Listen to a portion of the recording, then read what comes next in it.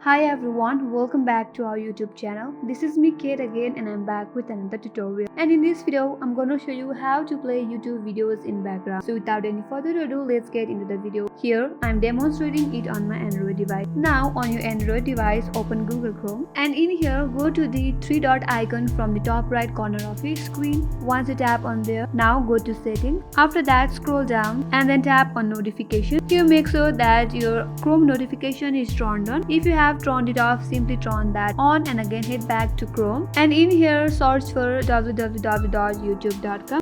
Once you see this interface, again go to the three-line icon from the top right corner of your screen, and in this drop down menu, look down and tap on desktop site. Once you tap on desktop site, you will be loaded to this interface, and then select the song that you want to listen. Once you select the song, again go back to your home screen.